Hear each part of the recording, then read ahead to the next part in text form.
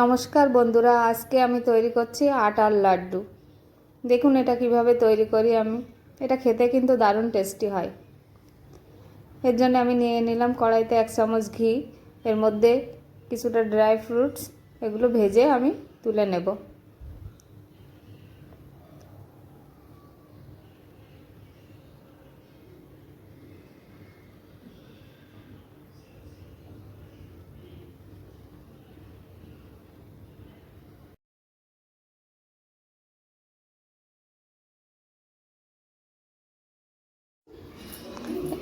এগুলো তুলে নিয়ে এই কড়াইয়ের মধ্যে আরেক চামচ ঘি দিয়ে এর মধ্যে দিয়ে দেবো এই আটার পরিমাণটা দেখাতে আমি ভুলে গেছি। এখানে আটা নিয়েছি 2 বাটি আর হাফ বাটি সুজি, এগুলো একসঙ্গে এই ভেজে নিচ্ছি।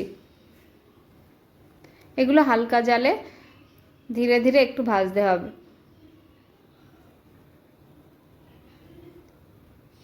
ভাজতে ভাজতে এর কালারটা একটু চেঞ্জ হয়ে যাবে, একটু লালচে টাইপের হয়ে যাবে আটা। এর মধ্যে আমি দিয়ে দিলাম আবার 2 চামচ ঘি, দিয়ে আবারও ভালো করে এইভাবে নাড়তে থাকতে হবে।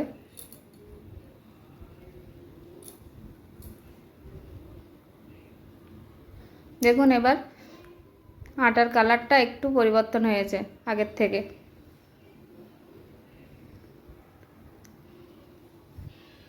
এবার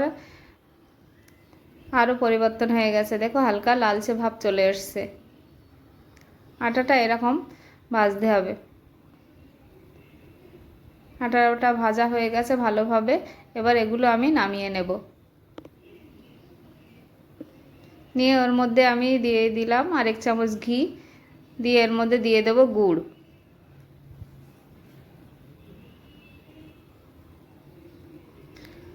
গুড় পরিমাণ মতো যে যেমন খেতে চাইবেন মিষ্টি সেই অনুযায়ী দিতে পারেন। এখানে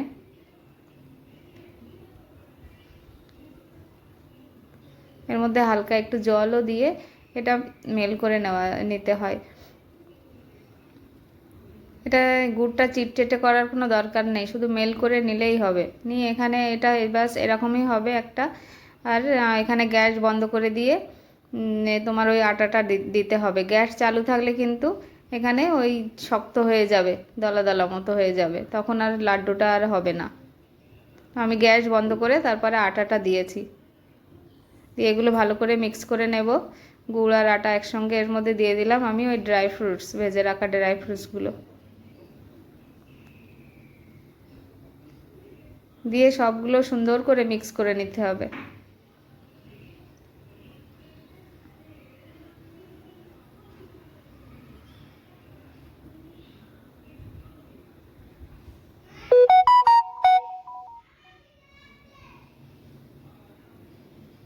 এই যে দেখুন ভালো করে আমি মিক্স করছি। এর মধ্যে আবার একটু ঘি দিয়ে দেব, দিয়ে আবারও ভালো করে মিক্স করে নেব।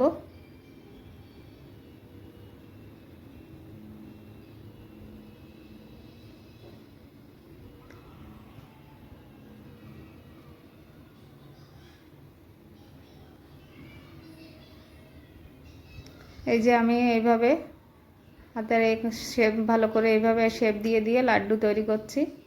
এইভাবে গরম গরম লাড্ডু তৈরি করতে হবে। ঠান্ডা হয়ে গেলে এটা কিন্তু মানে শক্ত শক্ত ঝুরো ঝুরো শক্ত শক্ত হয়ে যাবে, তখন আর একসঙ্গে লাড্ডুটা আর বানবে না।